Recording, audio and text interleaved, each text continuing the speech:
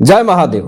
पाकिस्तान ने खुद अपने 28 ठिकानों को तबाह करने को लेकर के बड़ा कबूलनामा किया है। आपको दिखाते हैं वो सारी खबर। 55,800 करोड़ रुपए के कर्ज को लेकर के पाकिस्तान की क्या बड़ी खबर आ रही है।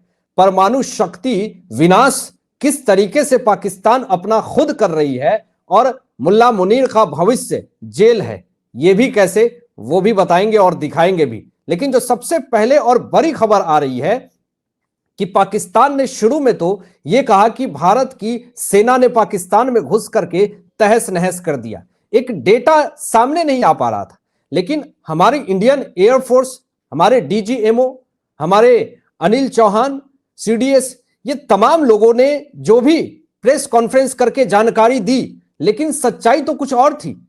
हम लोगों ने तो बहुत कम बताया, लेकिन पाकिस्तानियों ने अपनी फजीहत पूरे विश्व में करा ली और जो खुलासा कर दिया, जो बातें कही कि भैया हमारे जगह पे तो धूल करके रख दिया इंडियन वीर आर्मियों ने। और देखिए पाकिस्तान ने जो कबूलनामा किया है वो साफ तौर पे क्लियर मेंशन है। कहा कि 20 नहीं 28 इलाकों में भारत ने तबाह कर दिया, मुझे चकनाचूर कर दिया ऑपरेशन सिंदूर के तहत।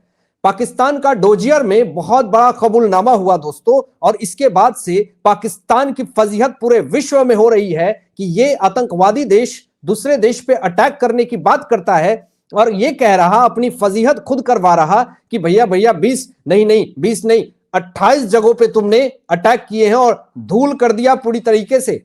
खुद देखिए आपकी डोजियर में दावा किया जा रहा है कि भारतीय सेना ने बताया है जितना उससे कहीं ज्यादा पाकिस्तान को नुकसान हुआ है। यानी पाकिस्तान के डोजियर से पता चला है कि भारत ने काफी अंदर तक जवाबी कार्रवाई की थी और ये क्लियर हो चुका है, ये मेंशन हो चुका है कि 20 नहीं 28 जगहों पे भारत के वीर सैनिकों ने अटैक किए और पाकिस्तान को तबाह कर दिया पूरी तरीके से। लेकिन फिर भी हमारे भारत के कुछ ऐसे तुच्छ नेता को सबूत चाहिए कि ऑपरेशन सिंदूर में हमारा क्या नुकसान हुआ।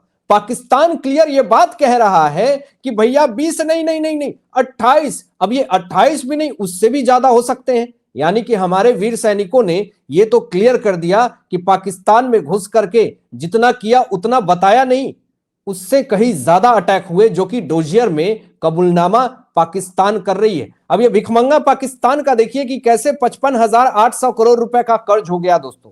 पहला आंकड़ा देखिए कि पाकिस्तान ने चाइना से 30,710 करोड़ रुपए लिए हैं। ये क्लियर, ये सारा डेटा न्यूज पोर्टल पे आपको मिल जाएगा। ये पहला कर्ज जोड़ते रहिएगा। दूसरा कर्ज जो लिया पाकिस्तान ने आईएमएफ से 19,090 करोड़ रुपए, और तीसरा कर्ज जो अभी लेटेस्ट नया कर्ज अभी पाकिस्तानियों ने लिया है एडीबी से, पाकिस्तान को 6,800 करोड़ की मदद मिली है। ये एडीबी क्या है आपको पहले बता देता हूं, फिर उसके बाद बताऊंगा कि टोटल कर्ज 55,800 करोड़ रुपए होते हैं पाकिस्तान के ऊपर। यानी कि ये जो एडीबी से लिया गया है 6,800 करोड़ ताजा, ये कोई न्यूज पोर्टल पे 8,500 करोड़ भी दावा कर रही है। लेकिन जब आप जोड़ेंगे कि 19,000, 30,000 जो चाइना से लिया, आईएमएफ से लिया और एडीबी से जो लिया 6,800 करोड़, टोटल जोड़ेंगे आप तो 55,800 करोड़ रुपए पाकिस्तान ने कर्ज लिया है। लेकिन अब आपको यह भी जरा मैं बता दूं कि एडीबी आखिर होता क्या है। एशियन डेवलपमेंट बैंक एक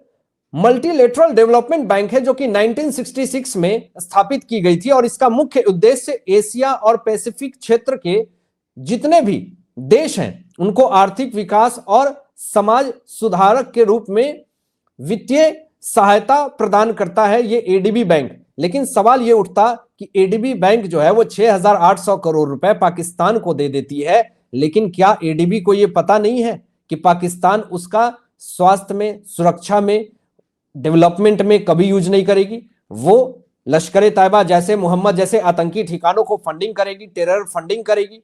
इस पे पूरी तरीके से विरोध होने लगा। भारत ने इसका पूरी तरीके से विरोध किया। जो आतंकी मुल्क आर्थिक संकट से जूझ रहा है, एडीबी ने पाकिस्तान को 6,800 करोड़ रुपए दिए, तो इससे पूरा बवाल खड़ा हो गया दोस्तों। अब यहां पे किस तरीके से यह बात कही जा रही है कि पाकिस्तान खुद अपना परमाणु शक्ति विनाश कर रहा है। चीन से 30,000 करोड़ रुपए लिया, आईएमएफ से 19,000 करोड़ लिया, एडीबी से 6,800 करोड़ लिया, टोटल 55,800 करोड़ रुपए तो सिर्फ कर्ज ले लिए पाकिस्तान ने।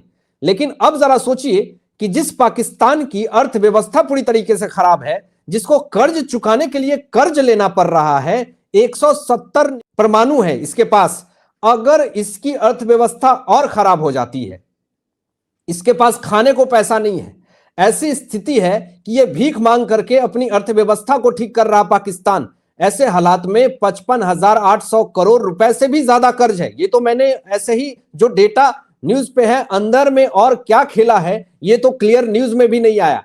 अब आप खुद समझिए कि जो परमाणु 170 लेकर के बैठी है पाकिस्तान, कर्ज के तले दबेगी और परमाणु शक्ति अपना विनाश करेगी। इसके परमाणु पे लोग अपना कब्जा करेंगे और ले लेंगे, यानी इसकी परमाणु की जो शक्ति है वो रखी की रखी रह जाएगी, क्योंकि ये कर्ज में पूरी तरीके से डूबा हुआ है। जो बात बात पर पे पाकिस्तान परमाणु की धमकी देता है, वो 55,800 करोड़ रुपए से ज्यादा के कर्ज लेकर के बैठा है। तो फिर आप खुद बताइए कि इसकी परमाणु शक्ति कैसे नहीं विनाश होगी, पूरी तरीके से खत्म हो जाएगा। एक तरफ अपनी अर्थव्यवस्था सुधारने के लिए पाकिस्तान, मुल्ला मुनीर, शहबाज शरीफ कर्ज पे कर्ज ले रहा, और दूसरी तरफ नरेंद्र मोदी जी का ऐलान कि 2030 तक भारत दिखाएगा दम, बनेगा दूसरी सबसे बड़ी इकोनॉमी, यानी हम चाइना को भी पीछे करने वाले हैं दोस्तों। चाइना भी हमसे नीचे आने वाले, जापान से ऊपर तो हम चले गए हैं, $3 ट्रिलियन की इकोनॉमी हो चुकी है हमारी, जीडीपी बूम हो रही है, और वो पाकिस्तान कर्ज तले दब रहा है। वो पाकिस्तान जो हमारे देश को आतंक फैलाने की धमकी देता है, उस पाकिस्तान के पास अभी खाने के लिए भी कुछ नहीं है। अब मैं आपको बता देता हूं, एक ऐसा प्रोजेक्ट जिसको अवैध तरीके से पाकिस्तानियों ने कश्मीर को, पीओके को कब्जा करने की कोशिश करी थी, पीओके को अभी भी कब्जा कर रखा है, लेकिन कश्मीर में भी घुसपैठिए की तरह ये लोग घुसे हुए हैं। एक ऐसा प्रोजेक्ट सामने आया 42,000 करोड़ रुपए का, जो कि नरेंद्र मोदी जी, अमित शाह जी के कृपा से ये सब हो रहा।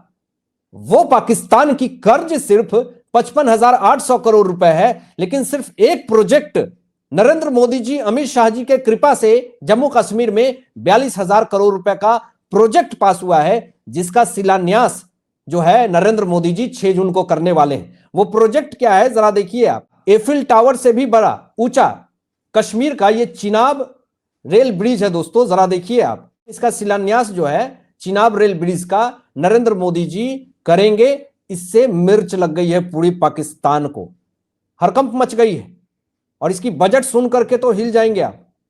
देखिए जरा इसकी बजट मैं आपको दिखा रहा हूं। इस चिनाब रेल ब्रिज का जो बजट है 42,000 करोड़ रुपए है। अब आप सोचिए, जिस पाकिस्तान के ऊपर 55,800 करोड़ रुपए से ज्यादा के कर्ज है, सिर्फ एक प्रोजेक्ट पास किया गया है जिसकी कीमत 42,000 करोड़ रुपए है। तो आप सोच लीजिए कि क्या पाकिस्तान घुसपैठिए की तरह अगर जम्मू कश्मीर में बैठी होती तो कभी भी इतना बड़ा जो डेवलपमेंट हो रहा। आज फारूक अब्दुल्ला, उमर अब्दुल्ला इस बात को समझ रहे हैं, लेकिन अगर पाकिस्तान जिस तरीके से इलीगल रूप से घुस रही थी कश्मीर में, कभी भी वहां की जनता 42,000 करोड़ रुपए का प्रोजेक्ट देखती? कभी नहीं देख पाती। जरा देखिए, ये जो चिनाब रेल ब्रिज है, जिसकी ऊंचा जो है 359 मीटर है, 1.31 किलोमीटर लंबा है। ये एफिल टावर से भी ऊंचा, और तेज हवा, भूकंप और कठिन मौसम को भी झेलने की इसमें शक्ति दी गई है, डिजाइन ऐसे किया गया है। अब इससे पूरा तरीके से पाकिस्तान जो है वो बौखलाया हुआ है। मुल्ला मुनीर का दिमाग घूम गया है। आपको यह भी मैं बता दूं कि मुल्ला मुनीर का जो भविष्य है वो जेल है। मुल्ला मुनीर की जिंदगी जेल में कटेगी। ये बात मैं क्यों कह रहा हूं? इसलिए कह रहा हूं क्योंकि इमरान खान ने जो बात कही है, इससे मुल्ला मुनीर की टेंशन पूरी तरीके से बढ़ गई है। इमरान खान ने क्या बोला है कि आसिम मुनीर ने मेरी बीवी को जेल भेजा है, मैंने आईएसआई चीफ से हटाया तो बदला लिया, मुझे मिलने भी नहीं दिया जा रहा है। यानी इमरान खान जिस तरीके से ऑपरेशन सिंदूर के तहत पाकिस्तान में जिस तरीके से हरकंप मची थी, जिस तरीके से वहां पे माहौल बिगड़ा था, तो इमरान खान के लाखों कार्यकर्ता सड़कों पे आ गए थे। कब स्थिति पाकिस्तान में बिगड़ जाए, कब माहौल खराब हो जाए, और कब इमरान खान के कार्यकर्ता सड़कों पे आ जाए, और कब इमरान खान अपनी तख्ता पलट दे, और आज इमरान खान की बीवी को मुल्ला मुनीर जेल में रखा है, तो इसका बदला लेने के लिए इमरान खान ने इनडायरेक्ट वे में धमकी दी है कि मुल्ला मुनीर का जो भविष्य है वो जेल है। यहां पे साफ तौर पे इमरान खान ये भी कह रहा है कि आसिम मुनीर ने मेरी पत्नी से संपर्क करने की कोशिश करी। ये जो टेंशन है, ये तनाव जो है इमरान खान को सता रही है कि आखिर मेरी पत्नी को जेल में डाल दिया, उससे संपर्क करने की कोशिश करी, गलत नजर रखा मुल्ला मुनीर ने इमरान खान की पत्नी पे। इसका बदला इमरान खान आसिम मुनीर को जेल के सलाखों के पीछे भेज करके लेगा और मुल्ला मुनीर का जो भविष्य है वो साफ तौर पे दिख रहा अंधकार में है और जेल के काल कोठरी में ही है। आपकी क्या राय, इन तमाम विषयों पे अपनी विचार व्यक्त कीजिएगा। मिलते हैं एक लेटेस्ट ब्रेकिंग न्यूज के साथ, तब तक अपना ध्यान रखें, ख्याल रखें। सत्यमेव जयते।